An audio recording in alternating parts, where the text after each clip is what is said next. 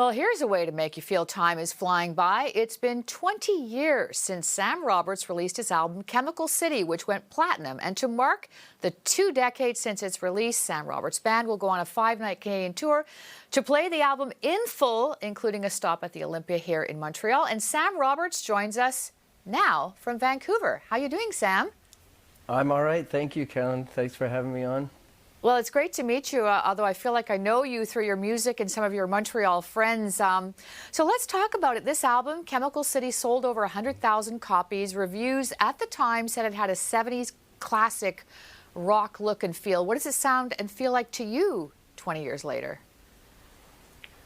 Yeah, it's sort of hard to, think about it in the span of, having a 2-decade-long lifespan, because the music has still been so much a part of what we do every day and how we perform most of the songs anyway on a fairly regular basis. And so we've sort of been witness to this metamorphosis that music should sort of undergo as time has its way with it. And so the album has changed in complexion in some ways. And this is basically the first time that we're actually looking back on it and the time when it was made and the context in which it was made and what we went to Australia to make the record. So it has quite a sort of particular and unique story for us.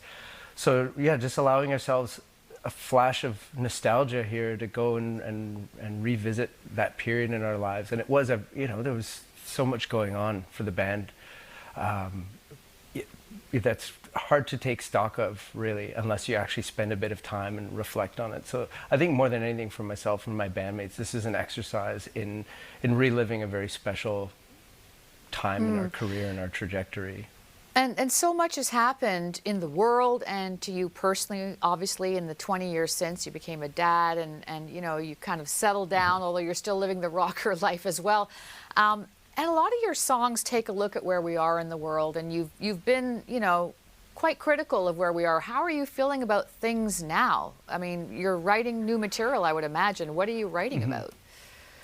Yeah, I listened back to those early songs or those early records, and it was there was that, and I think that youthful tendency to shake your fist at the world and point out the things that that you find pull us back. And I find over time not to have softened in that, but to feel less sort of compelled to point that out or to magnify that all the time. And I find myself almost exclusively only able to write songs about love now, rather than love in all of its different shades, but absolutely sort of focusing on that powerful force in our lives, rather than, again, I think talking about injustice, talking about where we can be better is absolutely essential from a musician and an artistic perspective.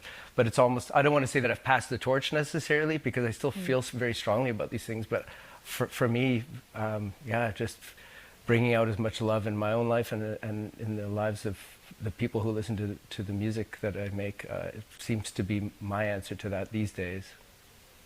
Well, I think there's going to be a lot of love in the room.